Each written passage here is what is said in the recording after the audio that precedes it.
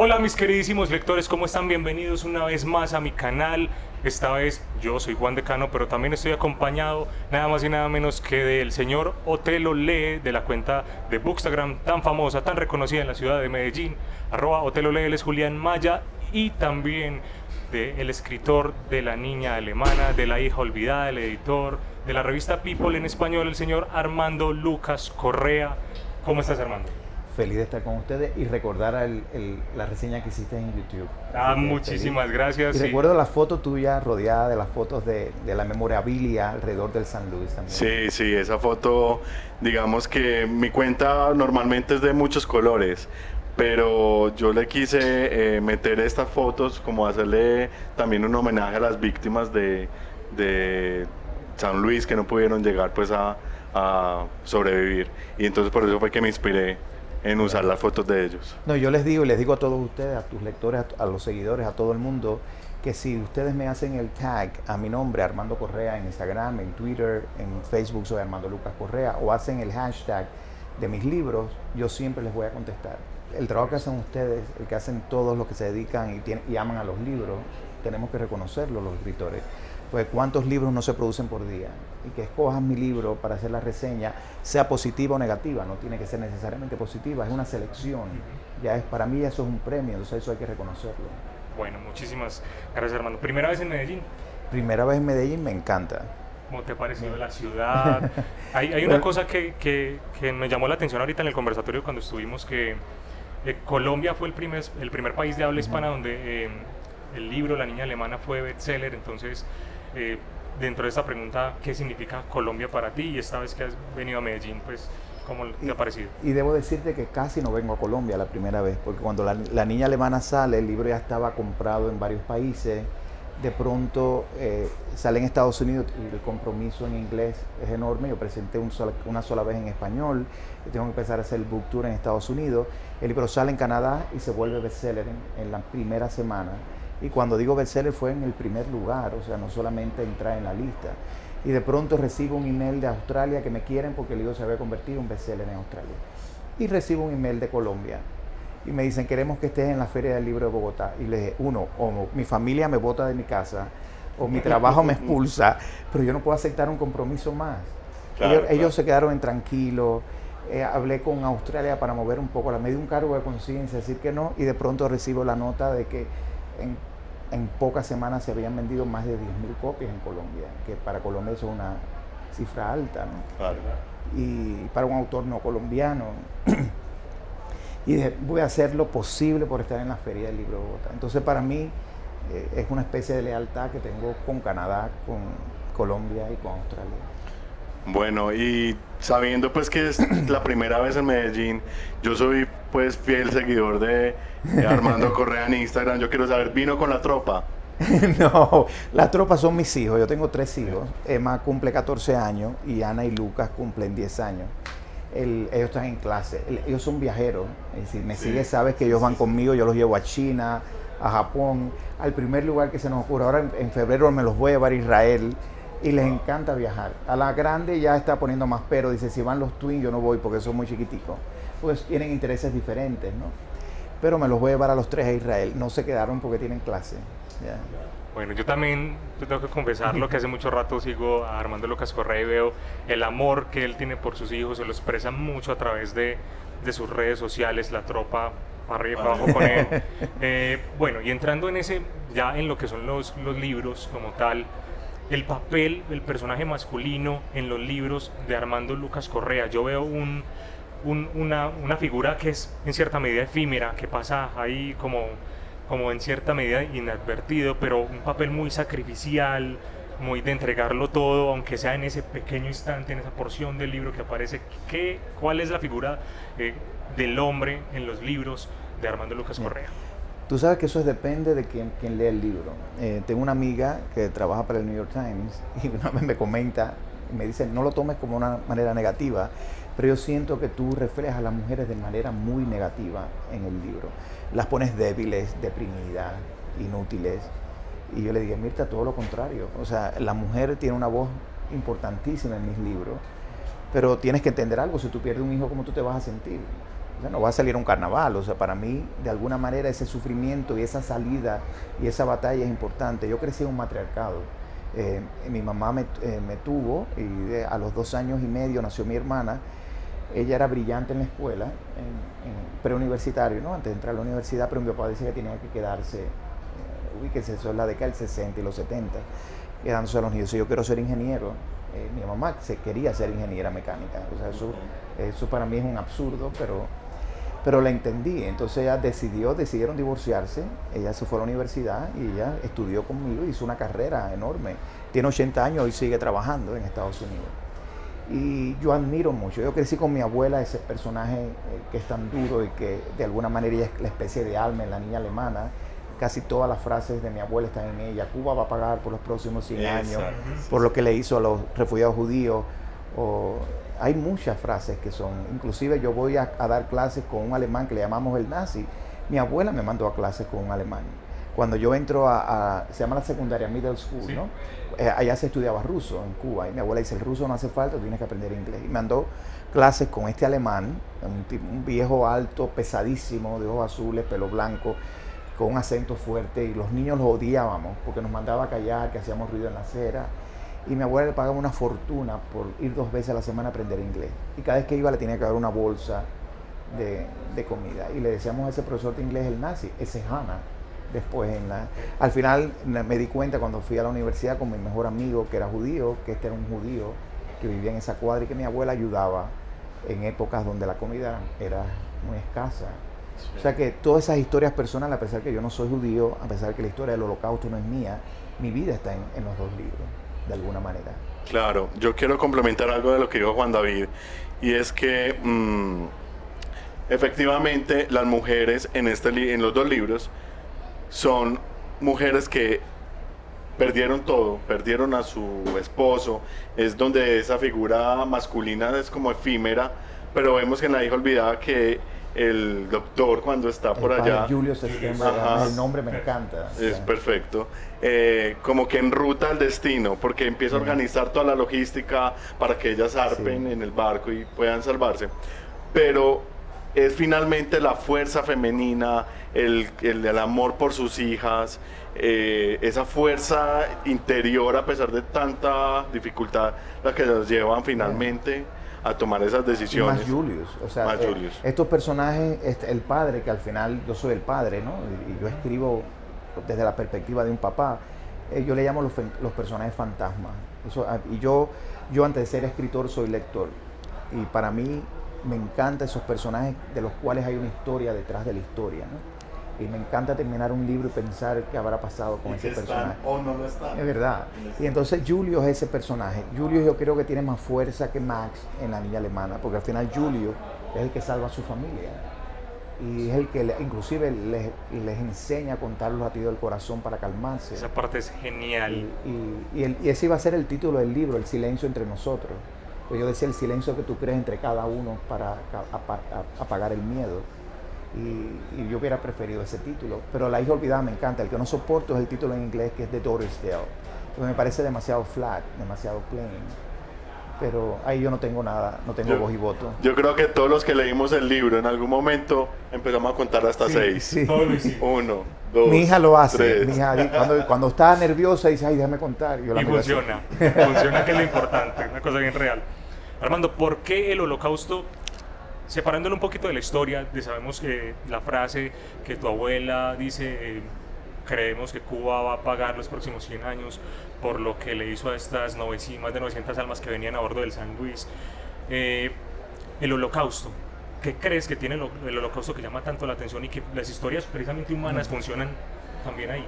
A ver, en mi caso, yo he estado obsesionado con todo lo relacionado al Holocausto. O sea, para mí, y me imagino que ustedes leen también, cada vez que yo me enfrento a esa realidad y yo me pongo a pensar que el Holocausto, la Segunda Guerra Mundial, sucedió en pleno siglo XX, que es el siglo más civilizado de la historia, ¿no? De nuestra historia, del mundo contemporáneo. Eso no sucedió en el medioevo, ni sucedió en la antigüedad, sucedió en el siglo XX. Y además, ¿en qué continente? No sucedió donde vivimos los salvajes, ni en África, ni en América Latina, sucedió en Europa. el continente más civilizado del mundo. Más aún, sucedió en el país de los filósofos, de los historiadores, de la gente más ilustre. O sea, si eso sucedió así, ¿qué podemos esperar de nosotros? O sea, eso a mí nunca, yo siempre he querido entender la mente del mundo nazi, de buscar la perfección. O sea, a mí me llamó la atención cuando yo hice, después que terminé La Niña Alemana, fui a Berlín y una amiga me dijo, vamos, yo quería ir a donde se firmó la solución final. Eso fue un desayuno, mandaron unas invitaciones bellísimas con letras doradas, fue la alta clase nazi, fueron filósofos, abogados, muchos abogados porque querían que aquello tuviera una justificación legal, cómo exterminar los 15 millones de judíos de Europa. Entonces había un mapa que todavía conservan en esta mansión bucólica, idílica, frente al lago más hermoso de Alemania, ¿no? Calcula, es una mansión, ¿no? O sea, estaban en Hungría hay tantos cientos de miles, aquí hay tantos millones, ¿qué vamos a hacer? Cómo crear la factoría, de la fábrica de la muerte. Y cuando yo llego allí, yo me pongo a pensar, ¿cómo tú te puedes tomar un café y tomarte un dulce súper elaborado y exquisito, analizando y por qué? Porque al final la mayoría de los alemanes judíos eran tan rubios y de ojos azules como ellos. O sea, yo eso siempre me ha costado. Y fui a la casa de un pintor que cuando llegaron judíos, que cuando llevaron, no me acuerdo el nombre, él y la mujer cuando vinieron a buscarlo se suicidaron. Entonces el esposo de mi amiga, que es alemán, ella es judía de origen español, alemán, se dedicó a rescatar toda la obra y a quitar a las familias alemanas que se quedaron con esa casa y rescatarla para hacer una fundación. Y cuando llegamos al patio, un jardín mirando también a Wannsee, al lago, los árboles, era el jardín más deforme que tú puedes haber visto. Eran abedules sembrados a lo loco, o sea, no habían caminos. ¿Y tú sabes por qué él hizo eso? Porque en la obsesión de la perfección alemana, él quería su casa imperfecta. Él hizo, entonces eso, tú sabes, me motivó. Yo dije, eso es parte de, o sea, nada es perfecto, o sea, ¿qué cosa es la perfección? Nada, ni un libro, nada de lo que hace es perfecto. Todo es un proceso, todo es un proyecto. Yo amo los proyectos, cuando se terminan me aburren. A mí me gusta el proceso, el proceso me gusta. Hay un chiste en mi oficina que todo el mundo sabe eso, ¿no? Que yo soy más del proyecto.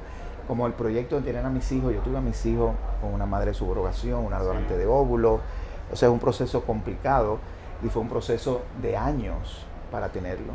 Mis amigos me decían, cuando tengas los hijos se acabó el proceso, te vas a aburrir de ellos. Y en realidad los hijos crecen, o sea, eso es un proyecto que no se acaba, o sea, todos los años son completamente diferentes.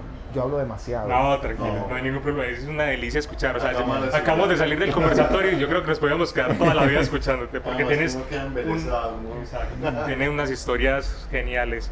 Bueno, en ese sentido de tu familia, de lo que significan los niños, de reconocer que, por ejemplo, ahorita hablábamos de una cantidad de personas jóvenes que te están leyendo, lo cual es asombroso. Pues, en Colombia. Vamos a estar claro, sí. Yo eso me tiene a mí, cada vez que viene un niño me tengo que tirar una foto porque se lo quiero enseñar a mi editor en Estados Unidos, ¿no? Exacto, ahorita veíamos un montón de niños, de hecho ahí tengo ya unas imágenes que deben estar pasando en este momento, tú con niños.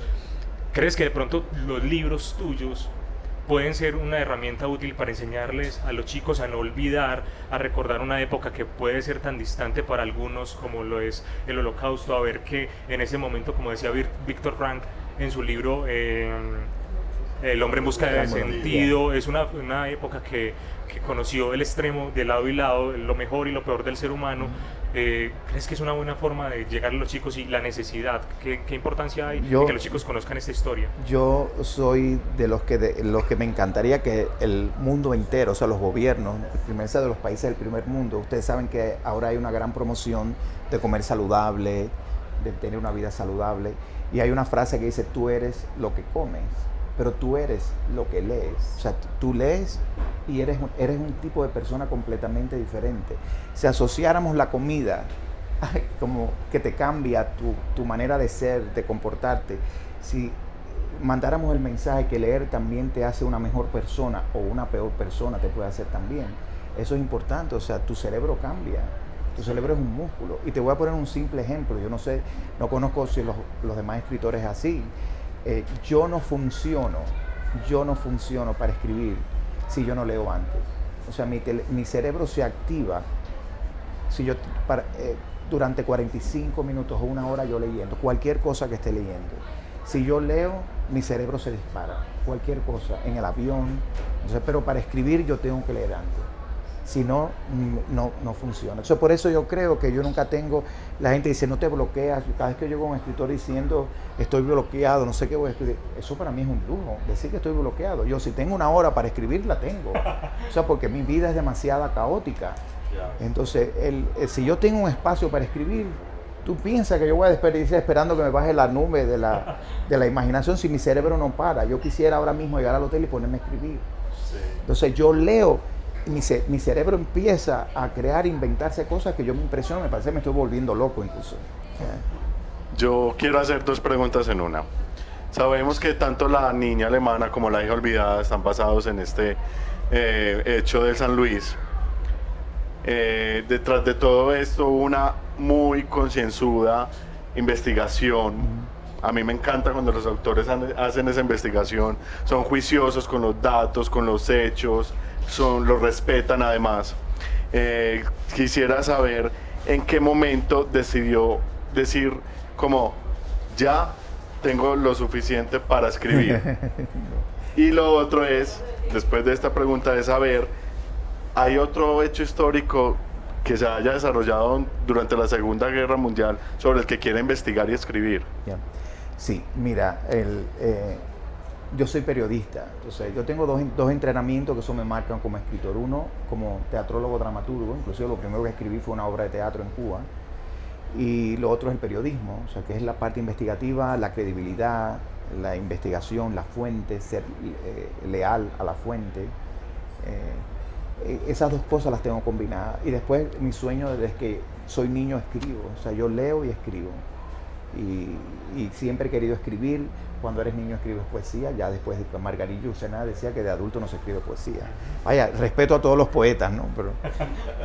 Pero te digo, he pasado todo ese proceso. O sea, para mí escribir es todo eso. Pero hay algo que a mí me marca, que son los deadlines. O sea, yo soy periodista.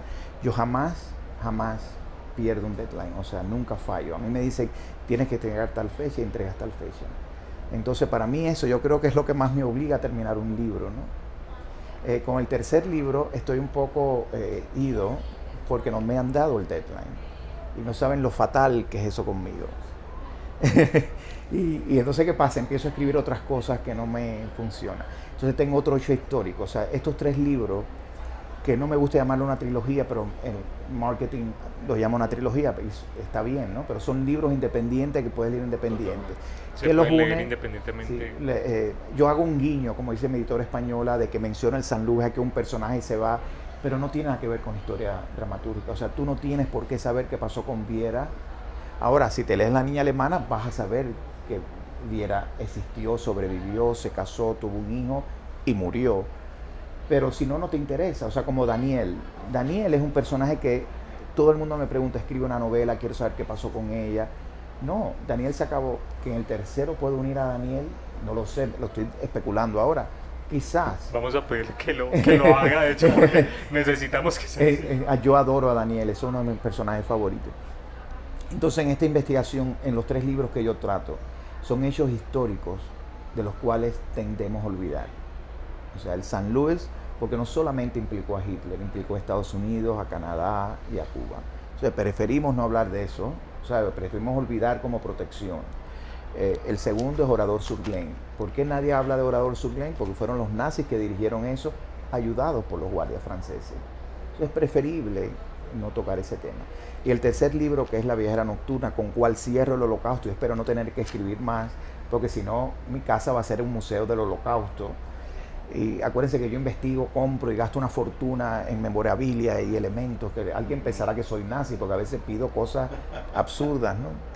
Es sobre Hitler, se inspiró en un libro dedicado a la eugenics, que creo que en español se llama eugénesis, ¿no? Algo así, que son los estudios para perfeccionar la raza y el ser humano. Esos estudios los hizo un médico americano en la década del 20 en Pasadena, California. Él es el culpable de esos estudios, esas leyes y esas investigaciones científicas se basó Hitler para hacer las primeras eutanasias a los, le llamaban imbéciles, tú sabes, la gente con problemas mentales o los que faltaban un brazo. O los enanos, y además de familias alemanas puras. Entonces, porque él quería que el ser humano, la raza fuera lo más perfecta posible, principalmente la alemana. De ahí pasó a los judíos, que era que exterminarlo, ahí no había solución, y tocó el tema que es el que va a ser el centro de la línea alemana, que es los Mischling, o sea, los hijos de las alemanas con negros de las colonias. O sea, había entre 40.000 a 60.000 Afro-German, que además es un término que él criticó después en Milusha, en My Camp, diciendo que un alemán jamás es afro. Entonces, ¿qué hacer con estos negros? Entonces había una ley para parar la procreación de esto, ¿no? Era esterilizar. O sea, los varones se les hacía una vasectomía y a las hembras se esterilizaban a los 7 años. Si tú a los 7 años no esterilizabas a tu hija, iba a un campo de concentración. La esterilización era bombardear tus partes privadas con rayos X.